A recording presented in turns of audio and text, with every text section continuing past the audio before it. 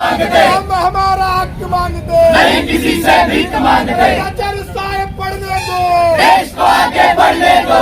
शामबावला न्याय मिळालाच पाहिजे, मिळालंच पाहिजे, मिळालंच पाहिजे, शामबावला न्याय मिळालाच पाहिजे. मिळालंच पाहिजे, मिळालंच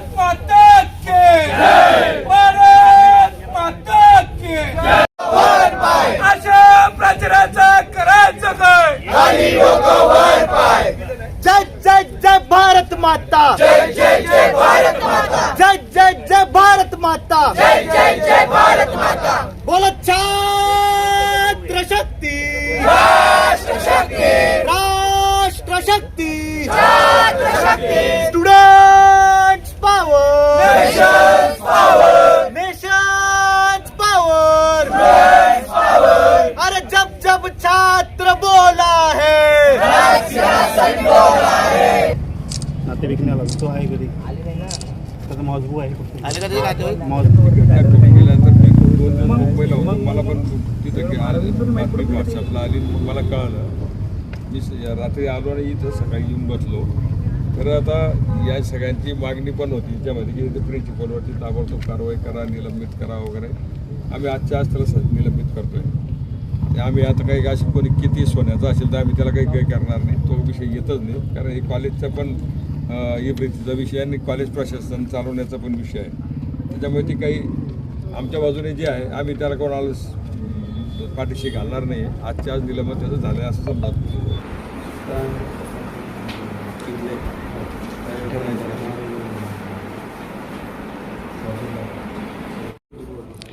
आप्पा या ठिकाणी एका विद्यार्थ्याने प्रिन्सिपलने मारहाण केल्यामुळे एका विद्यार्थ्याने आत्महत्या केलेली आहे आणि आज ABVP यांनी पण आंदोलन केलेलं आहे आणि एक तुम्ही संचालक आहेत, काय सांगाल?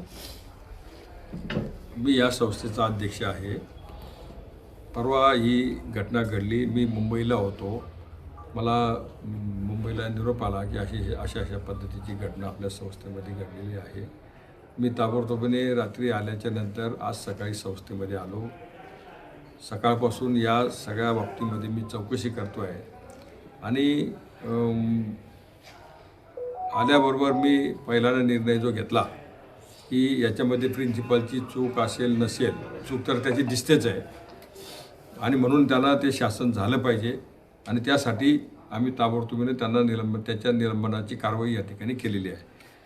मीनवाईल ABVPची सगळी मंडळी, पदाधिकारी मंडळी इथं आलेली होती. त्यांनी पण मला हे निवेदन आज या ठिकाणी दिलेलं आहे.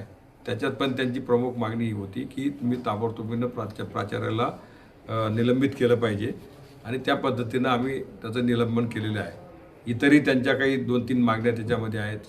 समुपदेशन केंद्र वगैरे हे ज्या बाबी आहेत ह्या सक्रिय झाल्या पाहिजेत वगैरे, ते आमचं ऑलरेडी चालू आहेच.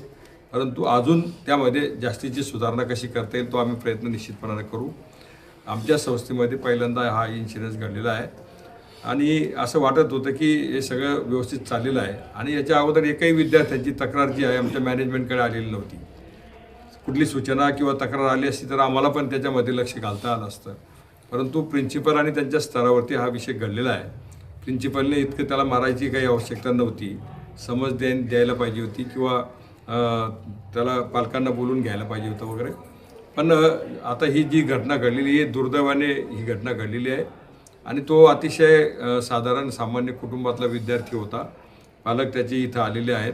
त्यांची पण परिस्थिती अतिशय सामान्य आहे आणि तोच पुढे भविष्यामध्ये एक चांगला विद्यार्थी किंवा तो चांगल्या पद्धतीने जॉब करू शकला असता. फॅमिलीचं पण त्यांचं नुकसान झालेलं आहे. परंतु ही जी घटना घडलेली आहे याच्यासाठी पोलीस प्रशासन पण चौकशी त्यांच्या पद्धतीने करणार आहे आणि आम्ही जो काही निर्णय घ्यायचा होता निलंबनाचा तो घेतलेला आहे. विद्यार्थ्यांना काय आव्हान करणार तुम्ही?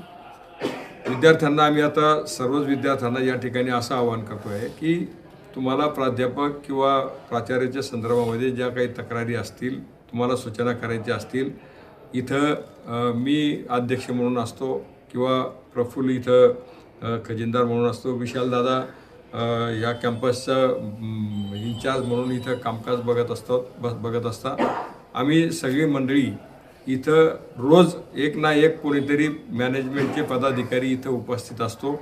आमच्याकडे यानंतर कुठल्याही विद्यार्थ्यांनी येऊन सूचना केली पाहिजे, त्यांची तक्रार केली पाहिजे आणि त्या पद्धतीनं वेळोवरती त्याचा बंदोबस्त करता येईल. नमस्कार. जी परवा दुर्दैवी घटना देवकर फार्मसी कॉलेजच्या एका विद्यार्थ्याने स्वतःचा जीव संपवून जी दुर्दैवी घटना घडलेली आहे आणि त्यामध्ये त्याने चिठ्ठीमध्ये असा उल्लेख केला होता की प्राचार्याने जी मला मारहाण केली, माझी चूक नसताना मला मारहाण केली आणि त्यामुळे एकूणच विद्यार्थ्यांसमोर शिक्षकांसमोर माझी जी स्थिती झाली त्याच्यामुळे कुठेतरी माझं मानसिक खच्चीकरण झाल्यामुळे मी ही आत्महत्या करतोय. जसंच विद्यार्थी परिषदेच्या हे लक्षात आलं आणि इतर विद्यार्थी समूहाच्या हे लक्षात आलं तर एक सामान्यतः एक तीव्र रोषाची भावना या सर्व विद्यार्थ्यांमध्ये होती.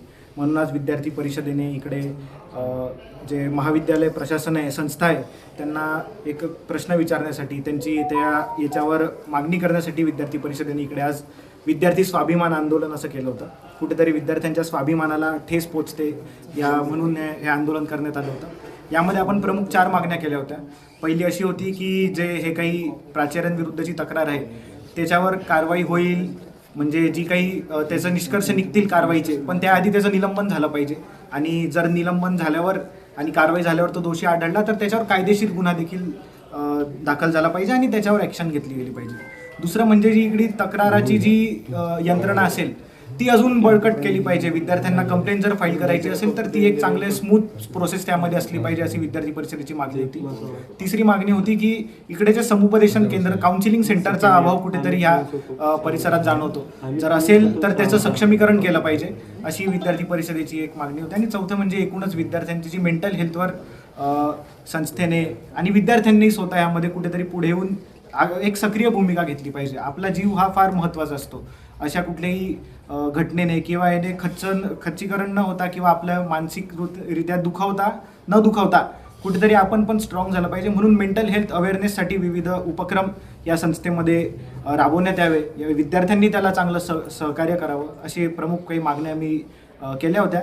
त्या सर्व मागण्या तसं या संस्थेचे संस्थाचालक अध्यक्ष देवकर सरांनी ते मान्य केलेले आहेत आणि त्यांनी भविष्यात अशी घटना होणार नाही त्यासाठी ते सर्व काळजी घेतील आणि निलंबन देखील या प्राचार्यांचं करण्यात आले आहे. नाव काय आपलं? डॉक्टर वरुणराज नन्नावरे, अखिल भारतीय विद्यार्थी परिषद, देवगिरी प्रदेश मंत्री.